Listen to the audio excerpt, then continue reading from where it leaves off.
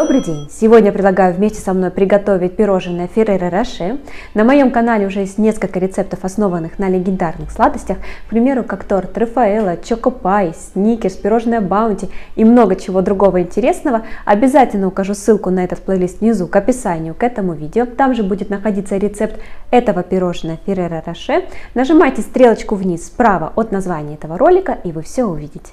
Приготовление начинается с шоколадного бисквита. Яйца с сахаром взбиваются на максимальной мощности миксера 5-6 минут, чтобы яичная масса стала очень пышной, увеличилась в 2-3 раза, и сахар, если протереть между пальцами эту массу, не ощущался. Также рекомендую безе-корж приготовить накануне, но и мне не получилось этого сделать, поэтому буду готовить его в день приготовления. И буду показывать вам, как именно готовлю поэтапно это пирожное я. Когда яйца параллельно взбиваются, я соединяю сухие ингредиенты, муку вместе с какао и разрыхлителем.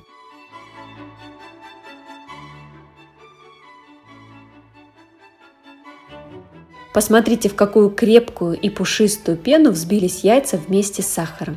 Теперь выливаем растительное масло, венчиком промешиваем и потом высыпаем сухие ингредиенты и также аккуратно перемешиваем венчиком.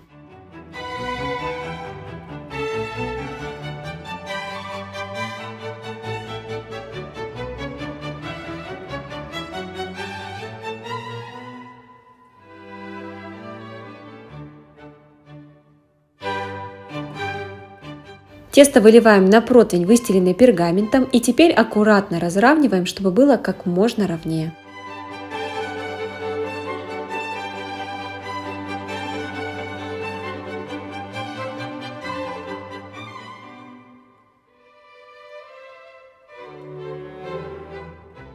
Выпекаем в разогретой духовке на режим вверх-вниз при 180 градусов 10-12 минут. Готовность проверяйте деревянной зубочисткой.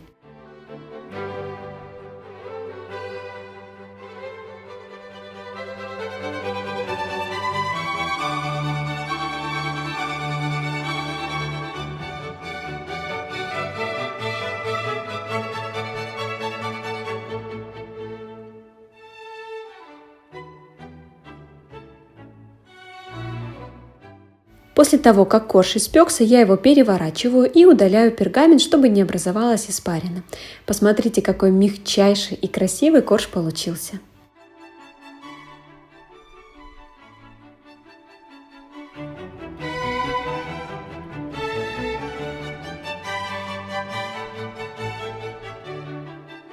Теперь готовим крем. Соединяем сгущенку и сливочное масло и взбиваем до пышноты 5 минут. Смотрите, очень важное дополнение, что масло, что сгущенка обязательно должны быть однородной комнатной температуры.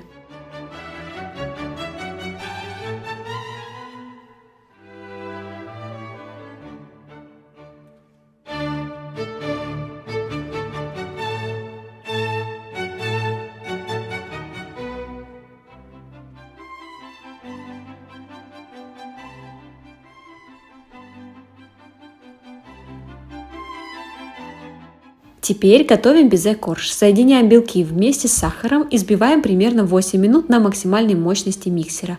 Конечно, все зависит от вашего миксера и от его мощности, но рекомендую вам обращать внимание на следующее.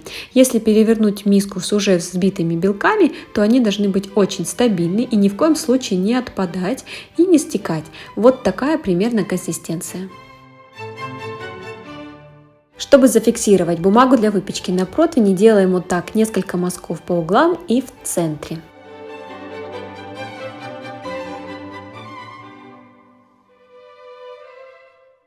Теперь перекладываем белки на противень. И смотрите, если вы хотите тортик повыше и безе слой потолще, то разравниваем на половине противня.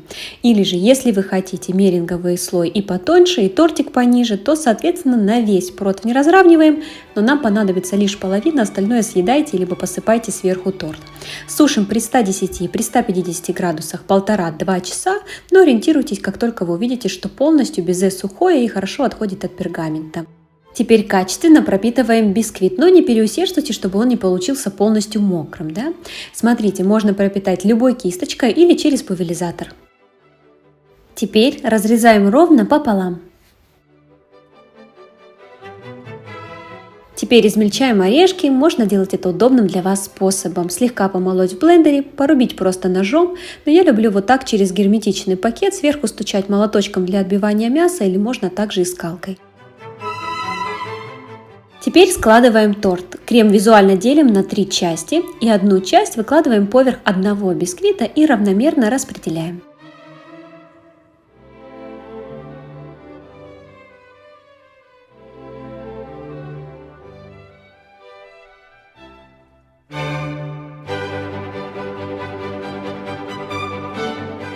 Сверху обильно посыпаем орешками, и теперь нутеллу я переложила для удобства в пакет, потом отрезала кончик и теперь вот так ее сверху распределяю.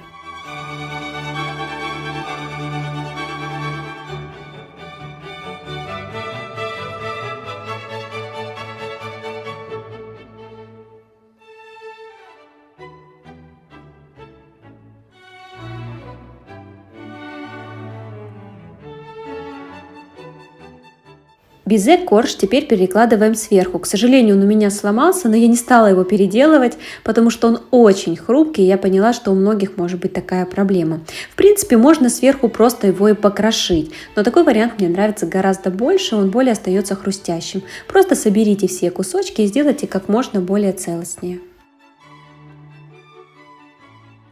Вторую часть крема сверху распределяем.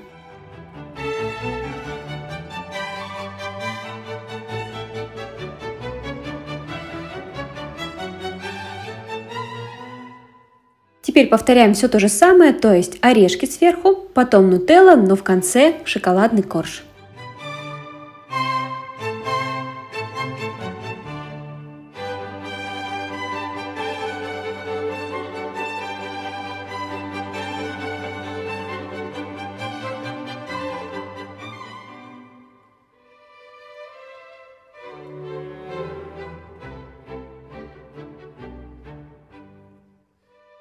Третьей частью крема подравниваем края.